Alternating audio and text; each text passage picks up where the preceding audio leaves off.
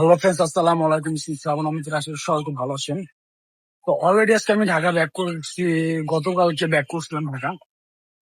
একটু সিক ছিলাম, তো দেশে আসলে ওরকম ভিডিও করতে পারি না বা মেসেজ করতে পারি নাই, স্টোরি দিতে পারি না, কিছু করতে পারি না বাইরে। আসলে আমি ফার্স্টে ভাবিও না যে আমি আলহামদুলিল্লাহ আজকে ঢাকা থাকবো, কারণ গতকালকে আসলে এত লেভেলের আমার জ্বর আসলো, ফুল বডি আসলে খুবই লেভেলে পেন করতেছিল, আর অলমোস্ট ভালো একটু সিক হয়ে গেছিলাম। তো বাই দ্য ওয়ে, আমার ফুপি যান আর ফুপা, তারা তো ফার্স্টে একটু ভয় পেয়ে গেছে যে হসপিটাল মেবি নিতে হবে। বাট আসলে আমি ঝড়টা নিজেকে এরকম নিজেকে কন্ট্রোল রাখছি। সাথে সাথে ইনস্ট্যান্ট মর্নিং এ আসলে নাস্তা করে মেডিসিন নিয়ে নিচ্ছিলাম।